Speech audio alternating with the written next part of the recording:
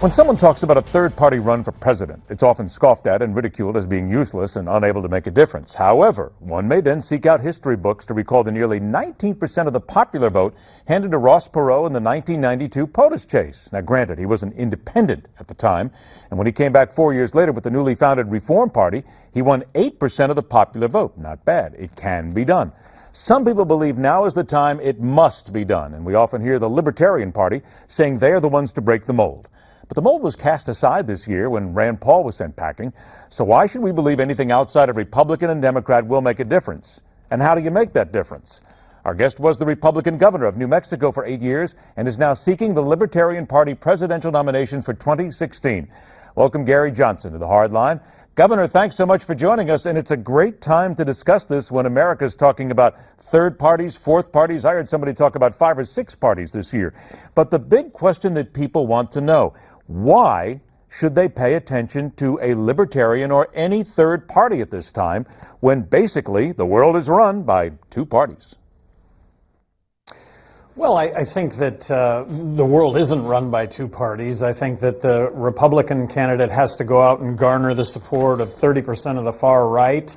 The Democrat has to go out and garner the support of 30% of the far left. And when 50% of Americans now consider themselves independent, what you have with the 2 major candidates, 2 major parties, I think, is a solid representation of 30% of American voters. The Libertarian Party will be on the ballot in all 50 states. You know, if Bloomberg decided tomorrow to run as an independent, he might not be able to get on the ballot in all 50 states just because of logistics. So no matter how you cut it, libertarians will be on the ballot in all 50 states, legitimatizing the fact that they are the third party. I think it's a great idea. It doesn't make a difference to me whether it's 3 or 30 parties. I mean, the people who are qualified need to get a shot at running this country. But here we go and go back to what happened recently. Rand Paul was considered by many to be the libertarian candidate, and he was roundly rejected by most of America who said, we don't want a libertarian candidate. So knowing that happened, how then do you reach out and grab people and say, you need to listen to us because we're actually a good idea?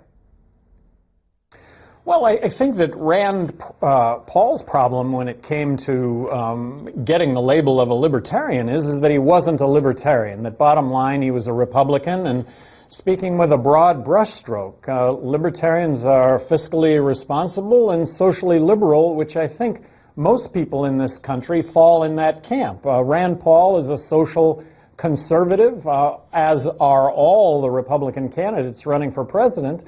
And like I say, I don't think that's reflective of most Americans. And you can be a social conservative. There's nothing wrong with being a social conservative.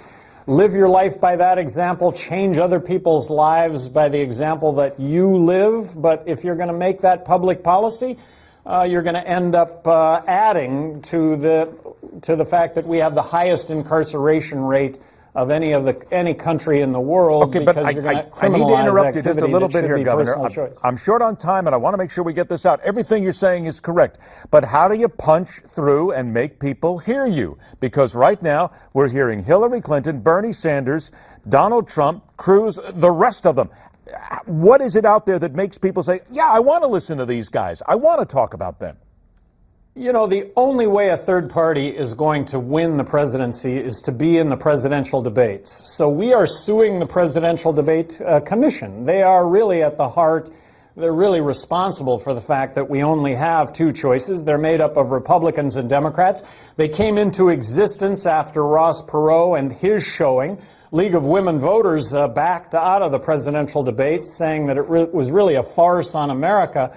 So you could ask, well, we're filing suit. What are the chances of us being successful in this suit? Well, the chances of being successful are 0 if you don't file the suit. And if that happens and we're successful, and third parties, what we maintain is that if you are on the ballot in enough states to mathematically be elected president, then you should be included in the presidential debates. That's our contention. If that happens, you would see libertarians and Green Party and potentially another third party that, in fact, could garner those 270 electoral votes. Very quick answer, though. I only got 90 seconds left, and I got a couple of other things here. But does the media simply not take you seriously? Is that why you can't get the coverage and people don't know about you?